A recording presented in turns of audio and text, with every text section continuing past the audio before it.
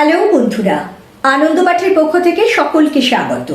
এতদিন পর্যন্ত এই চ্যানেলে সব বোর্ডের নবম, দশম, একাদশ ও দ্বাদশ শ্রেণীর বাংলা সিলেবাসের অন্তর্গত সাহিত্য বিষয়ক নানান আলোচনা করা হতো, কিন্তু ছাত্রছাত্রীদের অনুরোধে অষ্টম শ্রেণীর বাংলা সিলেবাসের অন্তর্গত গদ্য, কবিতা ইত্যাদি নিয়েও আলোচনা শুরু করছি। আজকে সে প্রসঙ্গে আমি আলোচনা করব ওয়েস্ট বেঙ্গল বোর্ড এবং সিবিএসই বোর্ডের পাঠ্যসূচির অন্তর্ভুক্ত রবীন্দ্রনাথ ঠাকুর রচিত কবিতা বোঝাপড়া। সম্পূর্ণ কবিতার পাঠ এবং যথাযথ ব্যাখ্যা থাকবে এই ভিডিওতে। মূল আলোচনায় আসার আগে প্রতিদিনের মতো বলিনি, যারা এই চ্যানেলটি সাবস্ক্রাইব করেছো তাদের ধন্যবাদ, যারা এখনো করনি তোমাদের যদি এই আলোচনাগুলো ভালো লাগে এবং এই ধরনের আলোচনা আরো পেতে চাও তাহলে আশা করব লাইক, শেয়ার ও সাবস্ক্রাইব করে পাশে থাকবে।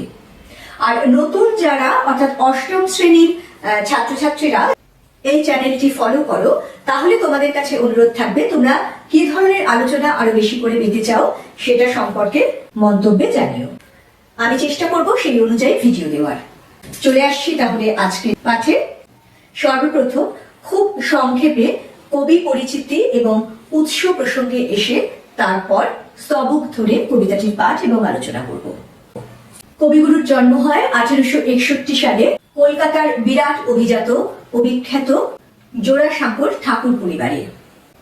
প্রথাগত বা গতানুগতিক শিক্ষার প্রতি তিনি ছেলেবেলা থেকেই বীতশ্রদ্ধ ছিলেন, তাই তার শিক্ষা সম্পূর্ণ হয় বাড়িতে বিভিন্ন শিক্ষকের কাছ থেকে। তিনি ছিলেন একাধারে কবি, গীতিকার, প্রাবন্ধিক, ঔপন্যাসিক, নাট্যকার, চিত্রশিল্পী, অর্থাৎ বলা যায় সাহিত্য ও শিল্পের প্রায় সব দিকেই তার অবাধ বিচরণ ছিল। বহুমুখী প্রতিভার অধিকারী এই কবি 1913 সালে তার রচিত গীতাঞ্জলি কাব্যগ্রন্থের অনুবাদ সং অফারিংস এর জন্য সাহিত্যের শ্রেষ্ঠ পুরস্কার নোবেল পুরস্কার লাভ করেন। বলা বাহুল্য এই অনুবাদ কৃতিও তার নিজস্ব। ভারত ও বাংলাদেশের জাতীয় সঙ্গীতের রচয়িতা কবিগুরু রবীন্দ্রনাথ ঠাকুর 1941 সালের 22শে শ্রাবণ ভারতবর্ষের সর্বকালের অন্যতম শ্রেষ্ঠ এই মনীষীর জীবনাবসান ঘটে। এই কাব্যগ্রন্থের উৎস আজকের আলোচ্য বোঝাপড়া কবিতাটি রবীন্দ্রনাথ ঠাকুরের খনিকা কাব্যগ্রন্থের অন্তর্গত। মোট 4টি স্তবকে কবিতাটি রচিত হয়েছে। প্রথম স্তবকে কবি বলছেন, মনের আজ কহজে ভালো মন্দ যাহাই আসুক সত্যির এলাও সহজে। কেউ বা তোমায় ভালোবাসে, কেউ বা বাসতে পারে না যে। কেউ বিকিয়ে আছে, কেউ বা সিকি পয়সা ধারে না যে। কতকটা যে স্বভাব তাদের, কতকটা বা তোমারও ভাই। কতকটা এ ভবের গতিক, সবার তরে নহে সবাই। তোমায় কতক ফাঁকি দেবে, তুমিও কতক দেবে ফাঁকি। তোমার ভোগে কতক পড়বে, পরের ভোগে থাকবে বাকি। মান্ধাতারি আমল থেকে চলে আসছে এমনি রকম। তোমারই কি এমন ভাগ্য, বাঁচিয়ে যাবে সকল জখম। মনের আজ কহজে ভালো মন্দ যাহাই আসুক সত্যের এলাও সহজে। কবিতার শুরুতেই কবি আমাদের দৈনন্দিন জীবনের প্রত্যেক মানুষের যে অভিজ্ঞতা হয় সেই ভালো মন্দ বা জীবনের উত্থান পতনের সঙ্গে নতুন করে পরিচয় ঘটিয়েছেন। দেখো, তোমরা আরো যত বড় হবে তত বুঝবে জীবনে চলার পথে আমরা বহু মানুষের সংস্পর্শে আসি। তাদের মধ্যে কারোর সঙ্গে আমাদের অন্তরের মিল হয়, কারোর সঙ্গে হয় না। কারোর প্রতি ভালোবাসা জন্মায়, আবার কারোর প্রতি আমাদের মন বিরূপ হয়ে যায়। সবসময় যে এর পিছনে অনেক বড় বড় কারণ থাকে তাও কিন্তু নয়, আসলে এটাই হলো জীবনের রীতি। এই যে এখানে বলছেন, কেউ বা তোমায় ভালোবাসে, কেউ বা বাসতে পারে না যে। কেউ বিকিয়ে আছে, কেউ বা সিকি পয়সা ধারে না যে। অর্থাৎ ভালোবাসার ঋণে মাথা থেকে পা পর্যন্ত কেউ হয়তো তোমার কাছে ডুবে আছে, কারোর বা তোমার সঙ্গে কোনো লেনদেনই নেই। এবং এতে যে কারোর দোষ রয়েছে, কারোর আলাদা করে কিছু বিশেষ বৈশিষ্ট্য রয়েছে তা নয়। এটাই আসলে মানুষের স্বভাব, মানুষের প্রকৃতি। সবার সঙ্গে সবার মিল হয় না। একদিকে যেমন এটা মানুষের নিজস্ব প্রকৃতি বা স্বভাবের উপরে নির্ভর করে। আরেকদিকে এই যে বলছেন কতকটা এই ভবের গতি, ভব অর্থাৎ এই যে দুনিয়া, এই দুনিয়ার রীতি তাই পারস্পরিক লেনদেনের মধ্যে দিয়ে আসলে জীবন চলে। সেই লেনদেনে কখনো আমরা লাভবান হই, কখনো বা আমরা ক্ষতিগ্রস্ত হই। মানধাতারি আমল থেকে চলে আসছে এমনি রকম। আমরা খুব প্রাচীন কিছু বোঝাতে মানধাতার যুগ কথাটি ব্যবহার করি, অর্থাৎ সেই প্রাচীন কাল থেকে যুগে যুগে দেশে দেশে এমনটাই ঘটে আসছে। আমাদের সবাইকেই এর মধ্যে দিয়ে চলতে হয়, কেউ ব্যতিক্রম নয়। কারোরই এমন ভাগ্য হতে পারে না যে সে জীবনের সব দুঃখ কষ্ট ওঠাপড়াকে এড়িয়ে শুধুমাত্র সুখ বা শান্তিটুকুই নিতে পারবে। তাই জীবনকে সহজ ও সুন্দর করে তোলার প্রধান উপায় হচ্ছে সত্যকে স্বীকার করে নেওয়া, তা সে ভালোই হোক বা মন্দ। দ্বিতীয় স্তবকে বলছেন, অনেক ঝঞ্ঝা কাটিয়ে বুঝি এলে সুখের বন্দরেতে, জলের তলে পাহাড় ছিল লাগলো বুকের অন্তরেতে, মুহুর থেকে পাঁজর গুলো উঠল কেঁপে আর তো রবে, তাই বলে কি সবার সঙ্গে ঝগড়া করে মরতে হবে? ভেসে থাকতে পারো যদি সেইটাই সবার চেয়ে ভালো, না পারো তো বিনা বাক্যে টুপ করিয়া ডুবে যেও। এটা কিছু অপূর্ব নয়, ঘটনা সামান্য খুবই, শঙ্কা যেথায় করে না কেউ সেইখানে হয় জাহাজ ডুবি। মনেরে তাই কহ যে ভালো মন্দ যাহাই আসুক সত্যের এলাও সহজে। দ্বিতীয় স্তবকে কবি আমাদের জীবনের আরো কিছু রূঢ় বা কঠিন বাস্তবের সঙ্গে পরিচয় করাচ্ছেন, বা বলা ভালো মনে করিয়ে দিচ্ছেন। অনেক ক্ষেত্রেই আমাদের এমন হয় যে আমরা অনেক দুঃখ কষ্ট সহ্য করার পরে একটু আশার আলো দেখতে পাই। মানুষ ভাবে যে এইবারে বোধহয় সব কিছু ঠিক হয়ে যাবে, জীবনটা এবারে একেবারে নির্বিঘ্নে চলবে, আর কোথাও কিছু নেই, কারণ সব কিছুর সমাধান বোধহয় হয়ে এলো। কিন্তু তখনই দেখা যায় হঠাৎ করে একেবারে অপ্রত্যাশিত ভাবে আমাদের জীবনে নতুন করে একটা বিপর্যয় বা অশান্তি দেখা দিল, যাকে কবি একটা অসাধারণ তুলনা দিয়ে বলছেন, অনেক ঝঞ্ঝা কাটিয়ে বুঝি এলে সুখের বন্দরেতে। অর্থাৎ নাবিকেরা যখন সমুদ্রে যায় তখন অনেক তো ঝড় ঝঞ্ঝার মধ্যে দিয়ে তারা জাহাজকে এগিয়ে নিয়ে যায়, এবং যখন বন্দরের কাছে চলে আসে সেই সময় বহু ক্ষেত্রে এরকমটা দেখা গেছে যে ডুবো পাহাড়, অর্থাৎ জলের তলায় যে পাহাড় থাকে তাকে দূর থেকে বোঝা যায় না, সেই পাহাড়ের সঙ্গে ধাক্কা খেয়ে জাহাজ একেবারে তলিয়ে গেছে বা চুরমার হয়ে গেছে। তোমরা নিশ্চয়ই শুনেছ টাইটানিক জাহাজের ক্ষেত্রে এরকমই একটা ঘটনা ঘটেছিল। মানব জীবনের সঙ্গেও কিন্তু এর মিল রয়েছে। কোথায় যে কোন ফাঁক দিয়ে নতুন করে আমরা আঘাত পেতে পারি, কোথায় যে সেই আঘাতের উৎস লুকিয়ে, তা কিন্তু আগে থেকে বহু ক্ষেত্রে বোঝা সম্ভব হয় না।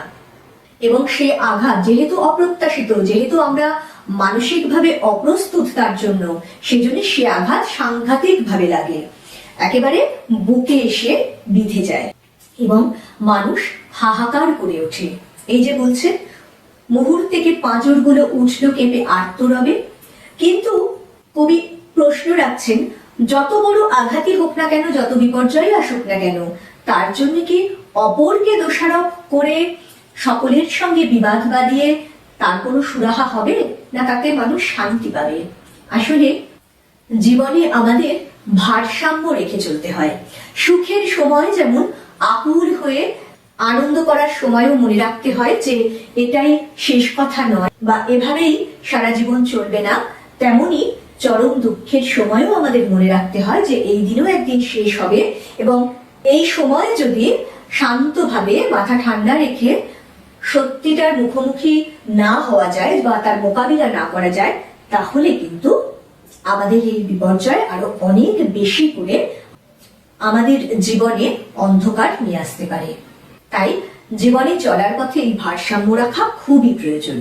কারণ কবি বলছেন এটা কিছু অপূর্ব নয়, মানে এর আগে কখনো এরকমটা ঘটেনি এমন নয়। এই অপূর্ব কিন্তু সুন্দর বলতে আমরা যাকে অপূর্ব সুন্দর বলি তা নয়। এখানে অপূর্ব মানে হলো যা নতুন নয়, যা আগেও ঘটেছে, যা পূর্বেও ঘটেছে, সেটাই আবার নতুন করে আমাদের সঙ্গেও ঘটতে পারে। এটা খুবই সামান্য ব্যাপার। যেখানে মানুষ আশঙ্কা করে না বা যেখানে বিপদ আছে বলে মনে করে না, সেখান থেকেই দেখা যায় আঘাত আসে। অনেক সময় এমন হয়, দেখা যায় যে মানুষকে ভীষণভাবে আমরা বিশ্বাস করি, ভাবতেই পারি না যে তার কাছ থেকে কোনো দুঃখ আমরা কখনো পাবো, দেখা যায় সেখান থেকেই মানুষ দুঃখ পেল। কাজে কোনো কিছুই অপ্রত্যাশিত নয়, এই সবই জীবনের স্বাভাবিক গতি প্রকৃতি, এবং সেই সত্যিকে সহজভাবে মেনে নিতে পারলেই আমরা তার মোকাবিলা করতে পারবো। এবারে তৃতীয় স্তবক। তোমার মাপে হয়নি সবাই, তুমিও হওনি সবার মাপে। তুমি মরো কারো ঠেলায়, কেউ বা মরে তোমার চাপে। তবু ভেবে দেখতে গেলে এমনি কিসের টানাটানি, তেমন করে হাত বাড়ালে সুখ পাওয়া যায় অনেকখানি। আকাশ তবু সুনীল থাকে, মধুর ঠেকে ভোরের আলো। মরণ এলে হঠাৎ দেখি, মরার চেয়ে বাঁচাই ভালো। যাহার লাগি চক্ষু বুঝে বহিয়ে দিলেন অশ্রু সাগর, তাহারে বাদ দিয়েও দেখি বিশ্বভুবন মস্ত ডাগর। মনের তাই কহ যে, ভালো মন্দ যাহাই আসুক, সত্যের লও সহজে। এই তৃতীয় স্তবকটি অত্যন্ত গুরুত্বপূর্ণ। কবির মূল বক্তব্য এক, কিন্তু নানান দিক থেকে, নানান ভাবে, জীবনের বিভিন্ন দৃষ্টিকোণ থেকে তিনি আমাদেরকে বোঝানোর চেষ্টা করছেন, সত্যকে সহজভাবে গ্রহণ করার মন্ত্র দিচ্ছেন। দেখো, এখানে জীবনের একটা চরম সত্য, তোমার মাপে হয়নি সবাই, তুমিও হওনি কারো মাপে। অর্থাৎ বহু ক্ষেত্রে আমরা ভুলে যাই যে আমরা আসলে সবাই আলাদা আলাদা মানুষ। মানুষ মনে করে যে সে যেভাবে চায় তার উল্টো দিকের মানুষটিও যেন সেই রকম ভাবেই গড়ে উঠবে, সেরকমই আচরণ করবে। কিন্তু যত আপনজন, যত প্রিয়জনই হোক না কেন, সে আসলে যে আলাদা মানুষ, তার মনের গতি প্রকৃতি সম্পূর্ণ আলাদা। তার ভালো মন্দ বিচার বিবেচনা বা তার ইচ্ছে অনিচ্ছের মূল্য যে সকলকে দিতে হয়, এই কথাই কবি এখানে নতুন করে স্মরণ করিয়ে দিচ্ছেন। কেউ কারো মাপে নয়, প্রত্যেকটা মানুষ আলাদা।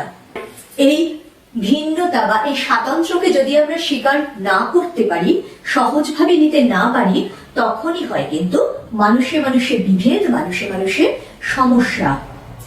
একেবারে ক্ষুদ্র জগৎ মানে একেবারে পরিবার থেকে শুরু করে, পরিবারের মধ্যেও এটা বহু ক্ষেত্রে দেখা যায়, সেই সঙ্গে সামাজিক এবং আরো বৃহত্তর অর্থে জাতীয় স্তরে বা আন্তর্জাতিক স্তরেও কিন্তু এই নিয়েই যত বিবাদ বিরোধ। সব সম্প্রদায়, সব জাতি, সবাই মনে করে আমার মতন অপরকে হতে হবে, অথবা আমাকে শ্রেষ্ঠ বলে মেনে নিতে হবে। কিন্তু আসলে কেউ কারোর চেয়ে শ্রেষ্ঠ নয়, কারণ কেউ কারোর মতো নয়, প্রত্যেকে আলাদা। এই স্বাতন্ত্র্যকে বা এই যে বৈচিত্র্য, একে মর্যাদা দিতে পারলেই কিন্তু আসলে সব বিরোধের অবসান ঘটে, এবং তখনই মানুষ মানুষের দিকে হাত বাড়াতে পারে। এই যে বলছেন, তেমন করে হাত বাড়ালে সুখ পাওয়া যায় অনেকখানি। আমরা যদি এই ছোটখাটো বিরোধগুলোকে বা মতানৈক্যকে দূর করে ভালোবাসার হাত, আন্তরিকতার হাত বাড়িয়ে দিতে পারি, তাহলে এই সমগ্র বিশ্ব জগৎ যে আমাদের জন্য তার সৌন্দর্যের ডালি নিয়ে, তার অপরিমেয় সম্পদ ঐশ্বর্য নিয়ে আমাদের দিকে দুহাত বাড়িয়ে আছে, তাকে আমরা গ্রহণ করতে পারি। এই যে বলছেন, আকাশ তবু সুনীল থাকে, মধুর ঠেকে ভোরের আলো, এ তো কারোর জন্য কম বা বেশি নয়, প্রত্যেক মানুষের জন্যেই তা সমান। শুধু প্রয়োজন তাকে চিনে নেওয়ার, তাকে গ্রহণ করার, মনটাকে তৈরি করা। আমরা কিন্তু সকলেই বিশ্বজগতের এই সৌন্দর্যকে, জীবনের এই যে মাধুর্য, তাকে মনে মনে চাই, ভালোবাসি। সেই জন্যই আমরা মরতে ভয় পাই। এই যে বলছেন, মরণ এলে হঠাৎ দেখি, মরার চেয়ে বাঁচাই ভালো। অর্থাৎ বেঁচে থাকার যে আনন্দ আছে, সৌন্দর্য আছে, ভালো লাগা আছে, সেটা কিন্তু আমরা ওই মৃত্যু যখন কাছে আসে তখন বুঝতে পারি। আবার এমনও হয় অনেক সময় আমাদের জীবনে কেউ কেউ এমন অপরিহার্য হয়ে ওঠে যে মনে হয় তাকে ছাড়া আমার জগৎ, আমার জীবন অন্ধকার। তাই যদি এমন দুর্ভাগ্য কখনো ঘটে যে জীবন থেকে সেই মানুষটি হারিয়ে গেল, তখন প্রথমটায় মনে হয় যে আমার সব কিছু হারিয়ে গেল, আর কোথাও বোধহয় কিছু বাকি নেই। কিন্তু সময়ের সঙ্গে সঙ্গে সেই শোকও ধীরে ধীরে সয়ে যায় এবং মানুষ বুঝতে পারে যে যাকে ছাড়া জীবন অচল মনে হয়েছিল তাকে বাদ দিয়েও কিন্তু বিশ্বভুবন মস্ত ডাগর, অর্থাৎ এই বিশ্বের যে সম্পদ, যে সৌন্দর্য, তা কিন্তু তাকে বাদ দিয়েও সমানভাবে বর্তমান বা বিদ্যমান। তাই যতদিন আমাদের প্রাণ আছে ততদিন সেই সত্যকে, এই সৌন্দর্যকে গ্রহণ করার মতো নিজেকে প্রস্তুত রাখতে হয়। এবং তার জন্য সর্বপ্রথম প্রয়োজন ভালো মন্দ যাই আসুক না কেন জীবনে সহজে সুন্দরভাবে তাকে গ্রহণ করার শক্তি অর্জন করা। চতুর্থ তথা শেষ স্তবকে কবি বলছেন, অস্তাচলে বসে বসে আধার করে তোলো যদি জীবনখানা নিজের দোষে, বিধির সঙ্গে বিবাদ করে নিজের পাই কুড়ুল মারো, দোহাই তবে এ কার্যটা যত শীঘ্র পারো সারো। খুব খানিকটা কেঁদে কেটে অশ্রু ঢেলে খরা খরা মনের সঙ্গে একরকমে করে নে ভাই বোঝাপড়া। তাহার পরে আধার ঘরে প্রদীপ খানি জ্বালিয়ে তোলো, ভুলে যা ভাই কাহার সঙ্গে কতটুকুন তফাৎ হলো।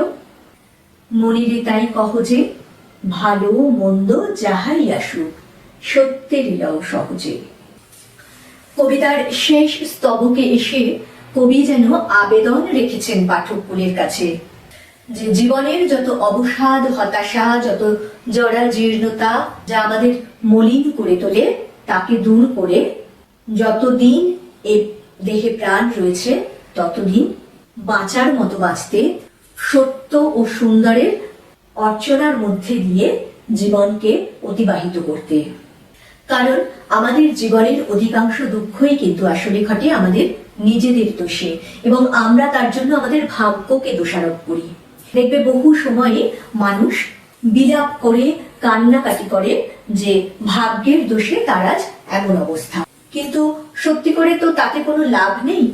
বিধি বা ভাগ্য সে তো যার জন্য যেরকম ভাবে নির্ধারিত আছে সেভাবেই আসবে বা সেভাবেই থাকবে, তাকে বদলানো যায় না, কিন্তু তাকে সহনশীল করে তোলা যায় অথবা তাকে নিয়েই সুন্দর করে নতুন করে জীবনকে সাজিয়ে নেওয়া যায় যদি আমরা আমাদের মনটাকে সত্য ও সুন্দরকে গ্রহণ করার জন্য প্রস্তুত রাখি। কিন্তু দেখো আবার অন্য দিক থেকে এ কথাও তো সত্যি যে জীবনে আমাদের এমন অনেক সময় আসে যখন কিছুতেই আর আমরা নিজেদেরকে বোঝাতে পারি না। মনের দিক থেকে ভীষণ শক্ত, ভীষণ দৃঢ়চেতা মানুষও বহু সময় এমন ধরনের আঘাত আসে যাতে ভেঙে পড়ে, যাতে তার মনে হয় আর বুঝি সে উঠে দাঁড়াতে পারবে না। আমাদের মনে হয় আর বোধহয় কোথাও কোনো আশার আলো নেই, কোথাও কোনো সান্ত্বনা নেই। কিন্তু দেখা যায় আমরা যখন এরকম কান্নাকাটির শেষে নিজেদের মনকে বোঝাতে থাকি তখন মন অনেকটা হালকা হয়ে যায়, ভেতরের বোঝাটা নেমে যায়। সেটাই কবি বলছেন, খুব খানিকটা কেঁদে কেটে অশ্রু ঢেলে খরা খরা মনের সঙ্গে একরকমে করে নে ভাই বোঝাপড়া।